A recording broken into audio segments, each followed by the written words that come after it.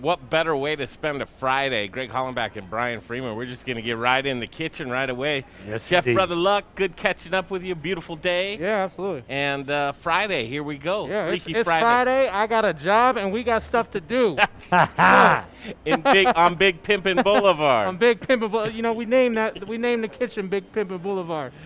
Oh, man, so good to see you in the kitchen. Things are good today. Isn't his vibe just great, Greg? Isn't it just to be around, brother? Huh? You're the consummate professional, my friend. Yeah, absolutely. All right, what are you going to get done? So what we're going to do is we're actually going to that pan's nice and hot. It's super hot.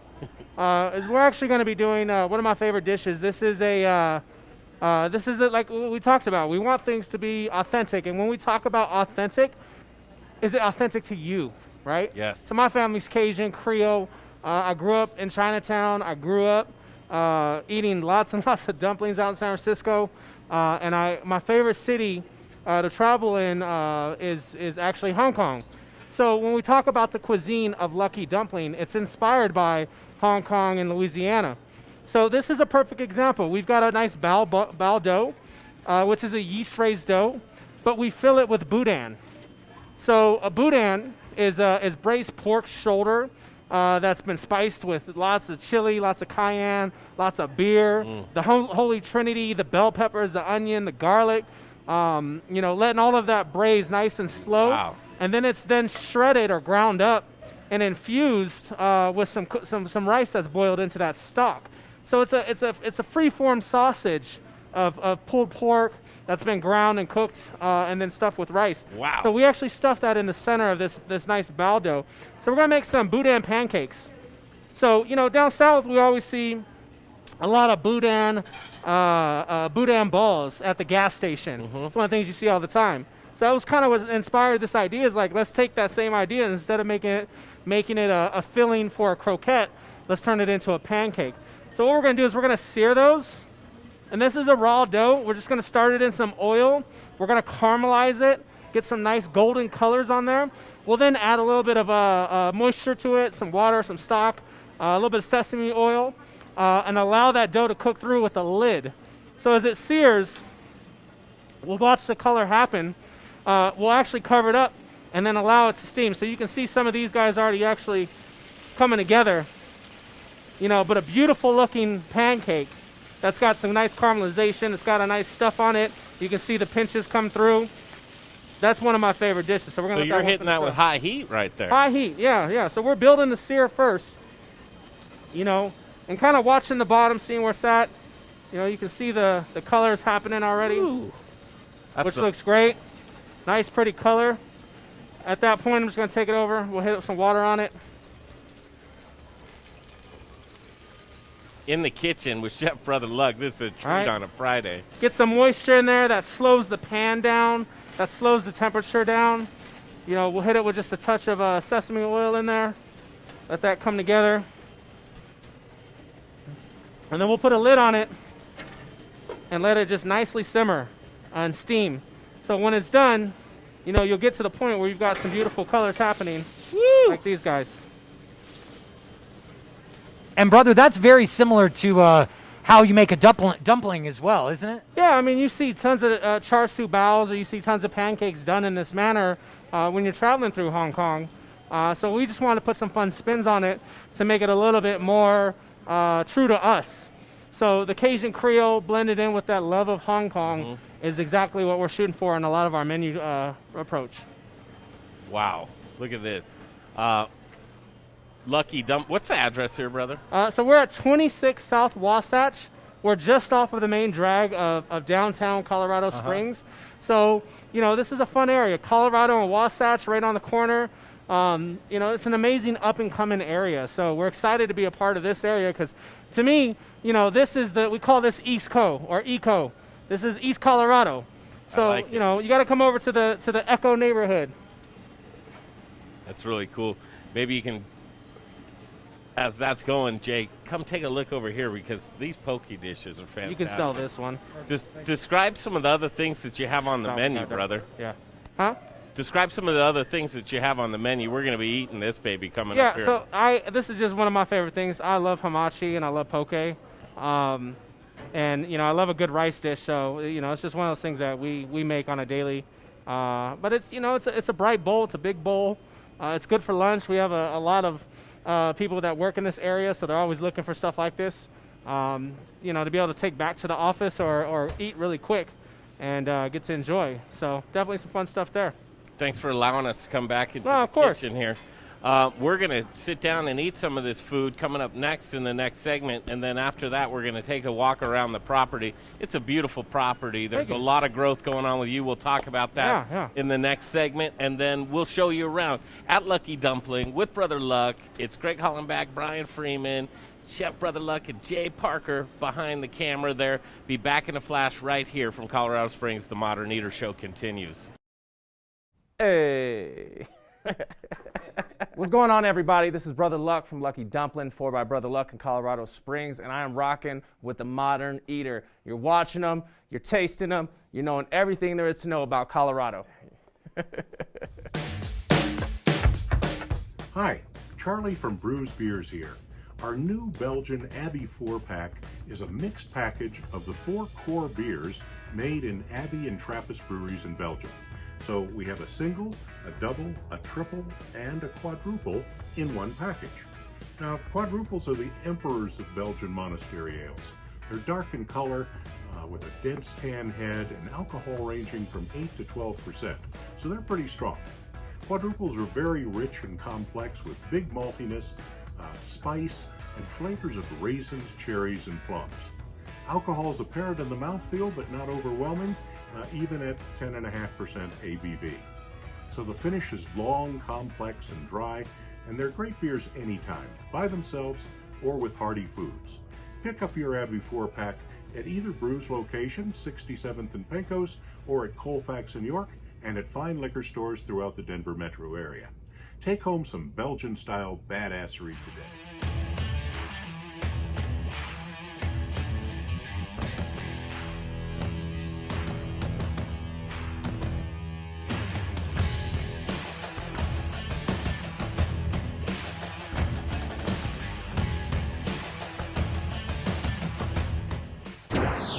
You're watching The Modern Eater, and now back to the show. Okay, welcome back to the show. This is a treat because it's a beautiful day in Colorado Springs. We're outside of Lucky Dumpling, myself, Brian Freeman, and Jay Parker, Chef Brother Luck, having some lunch. Man, thanks for cooking up some stuff for us. That was fantastic. Absolutely. And now we've got this delicious food. Before we dig in, can you tell us what we're eating? Yeah, so we've got some hamache poke. That's what you're enjoying right there, isn't it? Yep, that's the first one. That's what I'm having too. We've got some crispy Brussels with black garlic. Can't go wrong there. Always a fun favorite. Sorry for my reach. You've also got some peanut dumplings. Those might be the pork. I can't see. Yeah, the pork. Yep. Yeah, so some pork dumplings. Then we've also got some Schooner Bay salmon with edamame relish that we just do in a nice quick miso glaze. Well, what's amazing is you think the expectation when you come in, this is what you're going to get. This cuisine, the rest of it, wow. What's the menu like? It's fun because one of the most important parts is you're always trying to determine what are you trying to say. And I think with Lucky, we're finally discovering its identity. It's 2 years old, but now we have the entire building. We're leasing the entire building, and the direction of where I'm taking a lot of the food here is I want it to be authentic, right? We don't want to be another generic Asian restaurant that just kind of pulls from every cuisine. So for us, I want it to be true. So one of the things that I'm going to be pushing a lot on this menu is going to be, Creole Cajun meets Cantonese, Hong Kong meets Louisiana. I think that's a really fun fusion. Things like shrimp po' boy bao buns, fried catfish balls, fish balls instead of poached. We're doing them as croquettes. We got a lot of really fun ideas. Boiled peanuts, spiced with different types of chilies. So having some fun with the menu is really coming authentic now. Well, and it's really important too. The experience more and more And as you see, just this springtime, Saturday's spring, the beginning of spring, which we love because we love farming and growing. I think it came a day early. Hey, it's really nice out here. I'll tell you what I loved about your menu, though, brother, is the transparency. You know, for someone like myself, I've been very conscious about everything that's in the dishes that I'm putting in my body. Yep. And when I looked at your menu, it explains out every dish of what's in there, so I don't have to ask you or have to rely on somebody that might not know giving me the wrong answer. So I'll tell you, from my perspective, I love the transparency in your menu and the food. My first couple bites have been just awesome. Thank you. I mean, obviously fantastic food. So, you know, Lucky Dumpling is one of these places to where we talked about it kind of building its own identity as you've had it. What, you're coming up on your 2-year anniversary here? Next week's 2 years, which is congratulations. It's insane. And what a 2 years it's been. I mean, fighting through COVID and surviving that. The amount of things that we've had to do to keep our businesses moving forward, keeping our staff employed. It's been an insane 2 years, especially the last one. Well, and what's interesting is, as opportunity came to you, and obviously you don't want to piggyback onto someone else's failure, but the space, which we'll show you in the next segment, has presented an opportunity to you next door. One of the scariest things I did last year, in the middle of the crisis, right when my businesses were on the borderline of failing because of the shutdown, we expanded. I signed a lease. I added on an additional 1,500 square feet. I renovated a full bar. I added a 90-foot patio. We built a fence and got it licensed and zoned for liquor. We created all of this in the middle of the pandemic, and we did it ourselves. We didn't hire contractors because we couldn't afford them. So, a lot of YouTube and Googling on how to, find the right bolts that can be drilled into concrete and, buying the right hammer drill to be able to do that ourselves. It's pretty special. And we're actually signing on the space above us. We signed just last week to do a private cooking studio. Because we have such a demand for our online classes, for our private chef experiences, and smaller groups, that we're actually going to be doing all of that upstairs, which is we'll give you a little sneak peek to what upstairs is, but truly when you see a business like this, Brian, and you can appreciate it, building a business literally from just an idea up, you're hands-on. You're doing demo, you're finishing floors, you're so involved in your businesses, and truly it's not, I mean, to be able to do that, you have that overall control or ownership and that passion. It's really flowing right now for you. The best thing that somebody ever did for me was I had an owner tell me, it's my money, so we're going to do it my way. And that's the greatest thing that someone ever told me, because what that did is that actually forced me to understand that when it's your money, you can do whatever you want. And that's been the greatest part about both of these restaurants that we own. My wife and I have built our businesses. We are the financial people behind them. So we get to do what we want, but at the same time, that requires a commitment. How involved are you? And as we've gotten more involved, for me as a chef, it's no longer just a chef. I'm an owner. I was going to say that. I want to know where the drain lines go. Yep. I will pay the tech to show me, and then I'll go from there and, be able to do it myself. So, there's a lot of freedom. I think entrepreneurship is the most stressful freedom in the world. No. Isn't it? Not the truth. Well, let me ask, Greg. Brother, you spoke to something when we were just talking about how COVID actually made you better. Would you share a little bit of that? Because I think we're hearing so many of these stories, and I hear so much defense. Everyone's running to the restaurant. Oh, cut them slack. Nobody cut you slack. You drove on, and you made something better. No, and we also are very fortunate to have an amazing community like Colorado Springs supporting us. But as a small business owner, you had to make a decision at some point. Are you going to fight, or are you just going to call it? Yeah. And, you know, I think when the shutdown first happened, you know, about 3 weeks into it, it was like, you know, we're going to keep fighting. And we fought our way out of this. And we surrounded ourselves with good people who were educated in their areas to ensure that we got the resources needed. Yeah. You know, we did use some of the government funding. We did use we did receive a lot of grants, but we had to apply for those. We had to reach out for those. We had to ensure that our timing was correct. So we were on top of all of that because I had to be. And not to minimize the pandemic, it was absolutely terrible.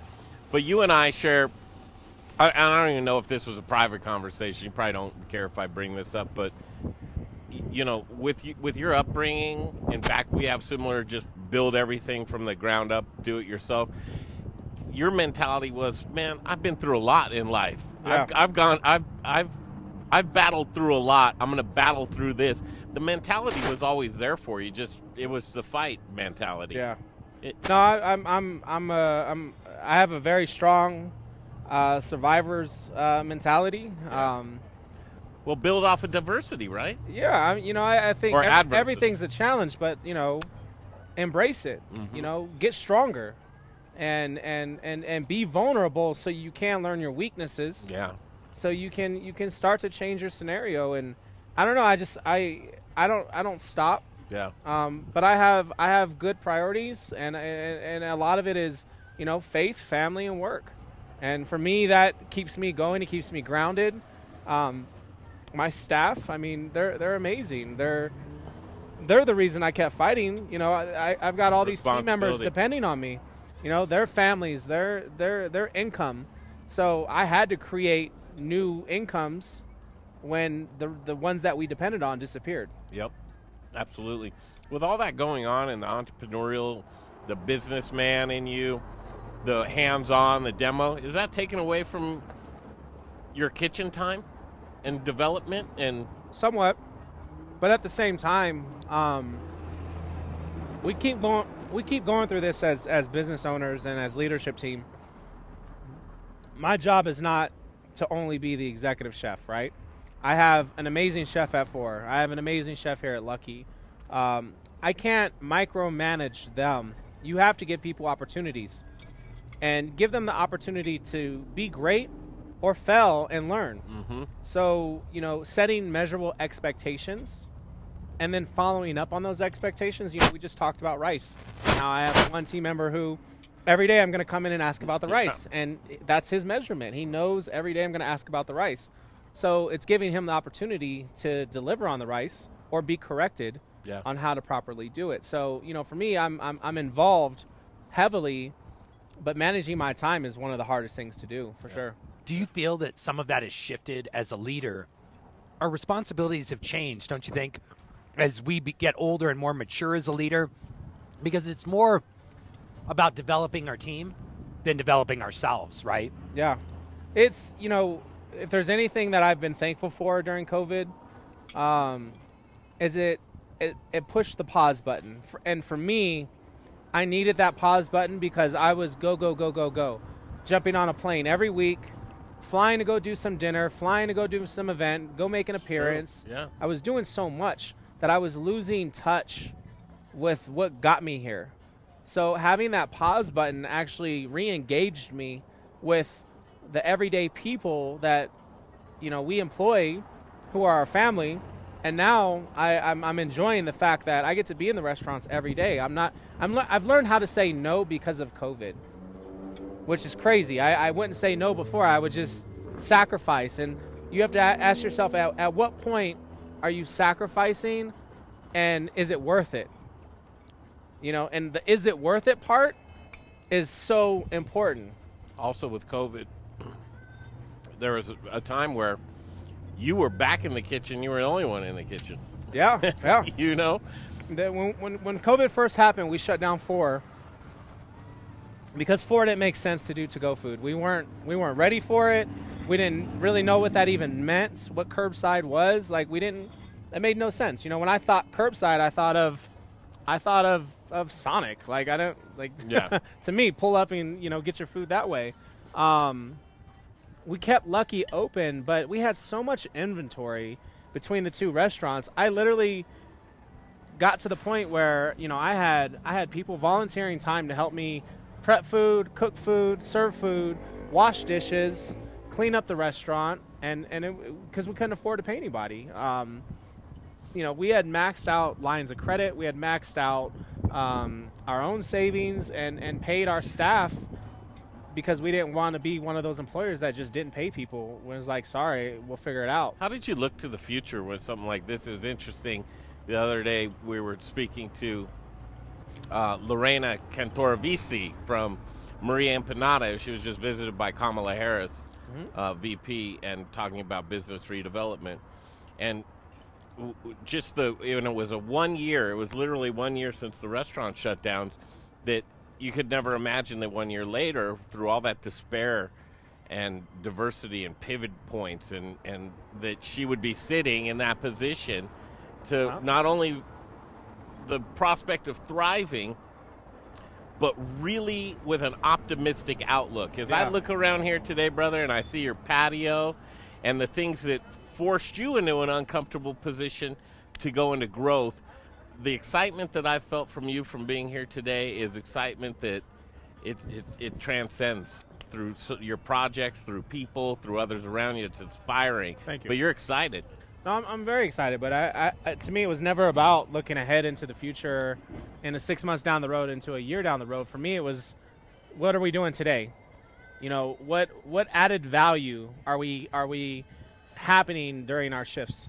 And every day was a new project. You know, today we came out, we're like, let's power wash all of the patio furniture because it's been dusty throughout this entire winter. Like, that's added value.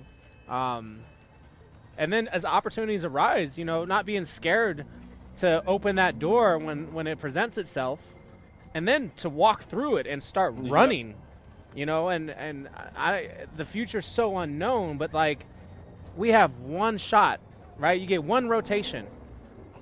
You make the most of it. You know, why are you hesitating? Sing it. Spoken like a true entrepreneur. Right. I love it. You mind showing us around? Yeah. We're going to take a look around here. Fantastic. We're at Lucky Dumpling. Also, 4 by Brother Luck is still going strong. Yeah, 4's doing really well. I'm proud of that team. You know, we've got some amazing players on that team, and they're doing great service. They're putting out. I told Chef last night, I said, you know, Chef, I think back to your tasting 2 years ago, and I look at what you're doing right now, and I'm so impressed with the progress and the growth. It's beautiful to be able to see somebody, you know, elevate their food because of their own, you know, aspirations. This is so fresh and bright and delicious. Such a great dish. All right, we're going to break away. Finish up this food. We'll take a break real quick. We'll come back. We're going to show you the property. And boy, you want to talk about a small business and a small business owner, hands-on, does whatever he can, along with his wife, Tina, to build such a great, great brand in Lucky Dumpling. It's a pleasure to be here with Chef Brother Luck. Take a break. We'll come right back. We'll show you around the property. It's the Modern Eater Show. This just in, breaking news at Lucky Dumpling with Brother Luck and Brian Freeman. During the break, Brother Luck has said he's going to return to the Summer Dinner Series, 4th year in the row. Yes. Always supporting local, always supporting the Modern Eater. That's what it's all about. July 13th. It's on. It's on.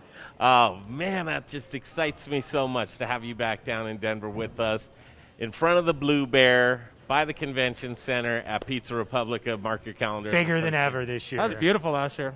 It was a cool event. I loved it. Yeah. Cooking outside like that, getting to work with all those amazing teams, from the front of house to the culinary team, even the appliances, set up outdoor kitchen. Not cool. What was the sponsor for that? Elevation. Yeah, and hey, speaking of my that, goodness. Rich O'Brien, if you're watching right now, stay tuned for stay right in here because we're going to show you a project that Brother Luck's working on, but kitchen equipment, none better than Elevation Food Service reps.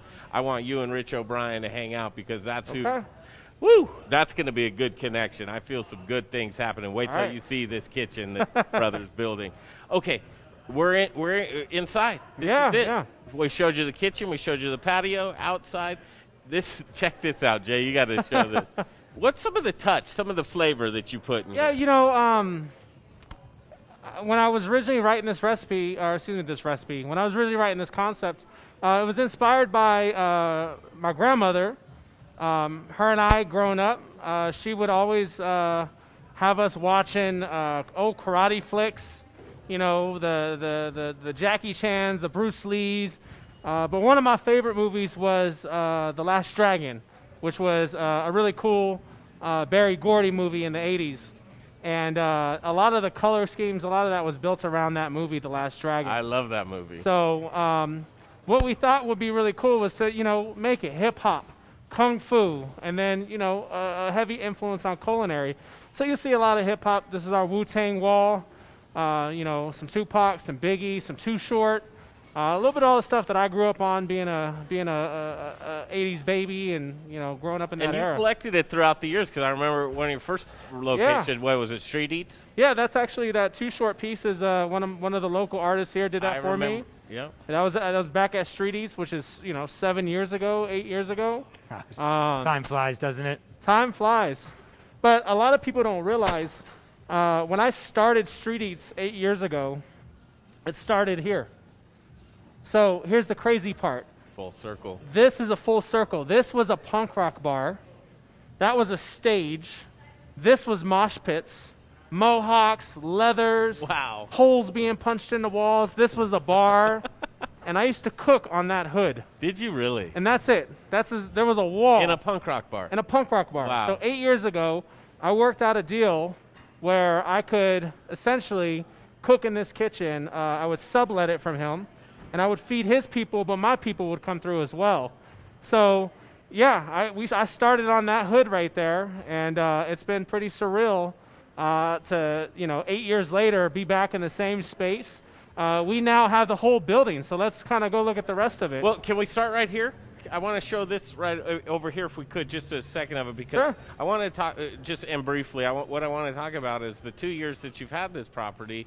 The property is, like you said, it's taken on its own life. This was your bar. This was my bar, yeah. So this originally was where we did all of our booze. Now we do a lot of our dumpling production here. So it's, we're rolling dumplings every day.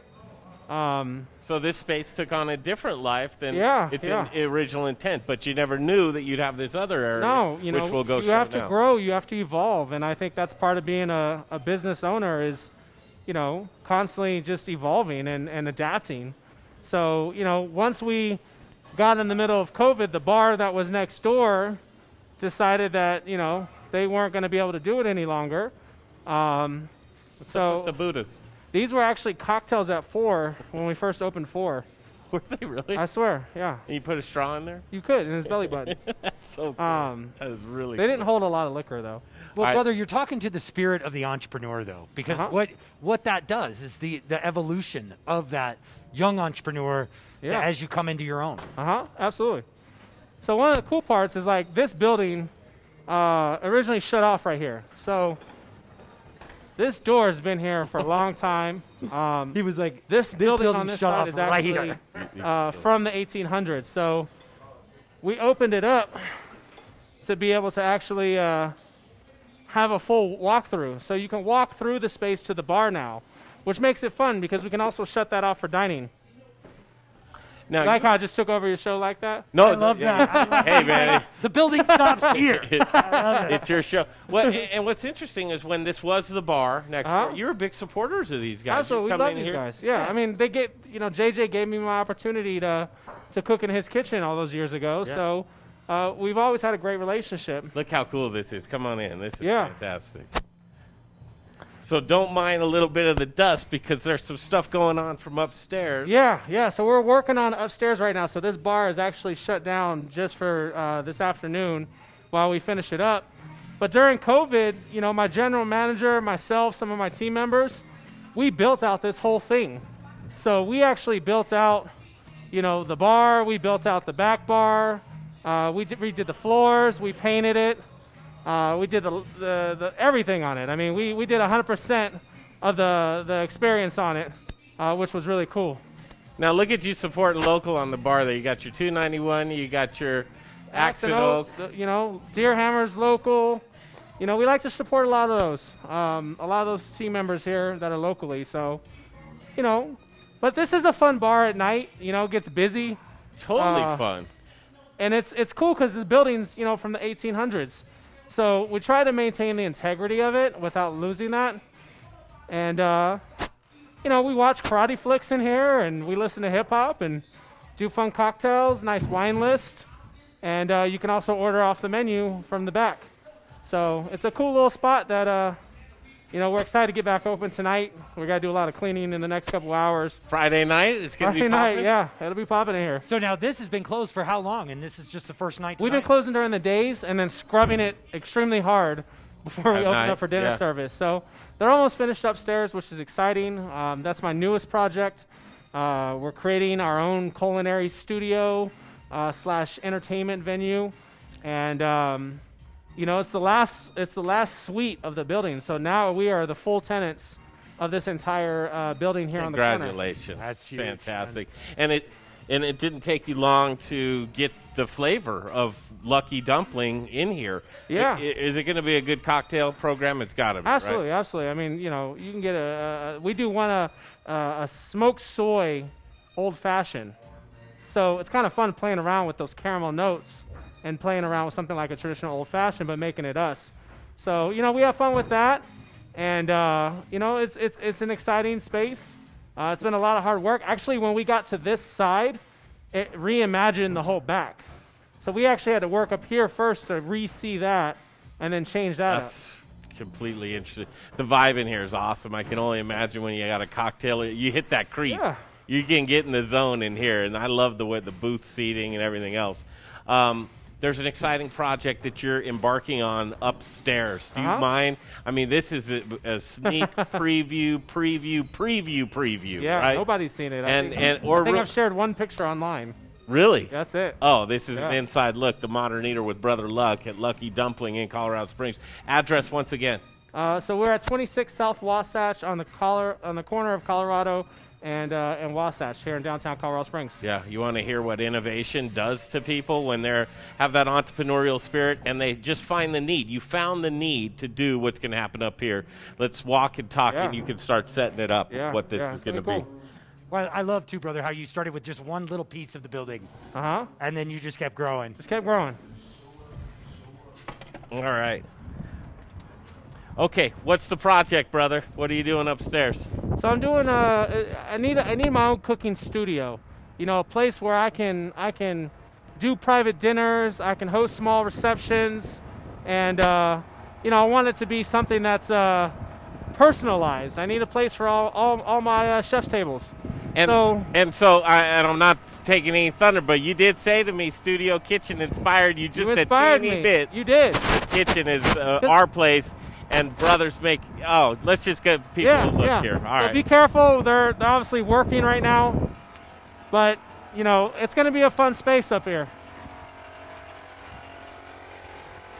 It's just a great little building, and you're right in the middle of a bunch of growth down here too, brother.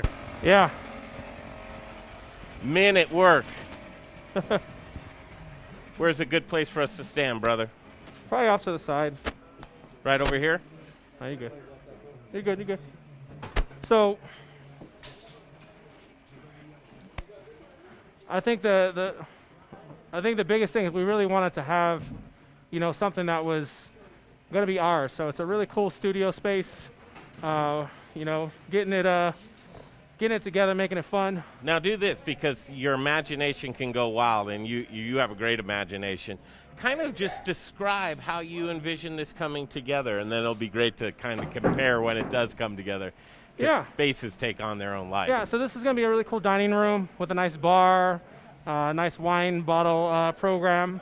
We're also going to have a full kitchen back here. So you're going to be able to see a lot of the cooking live, which makes it exciting. And then we're also going to do a lot of home cooking right now, streaming, right? Yeah. And so you'll see a lot of that here too, but you're going to style your kitchen like a home kitchen, aren't you? Yeah. Rich O'Brien. So yeah, we want it to be, we want you to feel like you're cooking at home with us. We do so much virtual. We want that feel to be there. So definitely gonna be something cool. All right, let's get out their way. All right. So nice what he's done in here, really bringing this place back to life.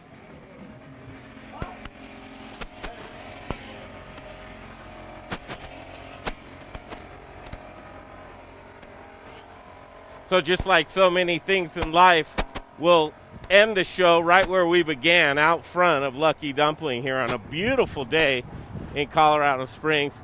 I don't know, brother. I've known you throughout the years. We've watched each other grow together. Yeah. And community is really what it's all about. Colorado Springs, I'll tell you what, every time I come, I'm more and more and more impressed. It's a place to where if you're in Denver and you're like, okay, it's only an hour? Yeah. Take the trip down here. See Brother Luck. See all the things that this area and this region have to offer. Tomorrow's the first day of spring. I'm looking forward to that. You're going to have planters outside of here. Yeah, we're redoing this whole thing. But I mean, when you look at, a lot of this style of development, downtown living is a thing here in Colorado. So you're seeing a lot of beautiful units like this come onto the market. They're building a lot around in this area. So it's a good time to be here. You see the bar that was here has actually moved across the street and reopened. So that's kind of their rising phoenix, which is awesome. We love supporting them. But we're all one family over here, and it's all growing, which is really cool. Man, all right. So to end it, you have enough going on, but I have to ask you, are there any projects people should know about? Or what are you doing? What do people need to know? Follow all of his social media, too, and his YouTube. I think a lot of it is just, we're trying to get the new project done as far as getting things open and getting upstairs done and getting the patio ready and, just making it happen. So, for me, it's focusing on that. It's focusing on my nonprofits here, Griffith Center for Kids. That's a program that we're going to be up at next week. We're planning a really big event for them in the fall. So, just kind of staying true to all that. Thank you for the positivity today. Yeah, absolutely. It's refreshing. It's great to be out to see exactly what's happening. When you said you got to come down, we rushed down here because we want you to rush down here too. Got a little sneak preview. Can't wait to see how that develops. That's exciting as it can be. Chef Brother Luck, man, I'm telling you what, he's a chef, he's a husband, he's a mentor. He is the guy that you want to come and see. Chef Brother Luck, we love you, brother. Appreciate the love. Thanks, dude. No, absolutely. We appreciate and for all you that. guys do. All right. We are heading to Lamar, Colorado as we speak. What will we be doing? Tomorrow, the governor, he declared Colorado, gave a proclamation to say, let's do a meat out day. Well, that kind of actually backfired a little bit because agriculture is being supported more than ever tomorrow. And we're going to do that exact same thing. So support Colorado agriculture. It's very, very important. And we're going to head down the road. We'll show you some great footage from Lamar, Colorado tomorrow. Eat a burger tomorrow, brother. Yeah, absolutely. Eat a steak. Some good burgers here in town. That's what it's all about. Community and family. We'll see you down the road. The Modern Eater Show will continue.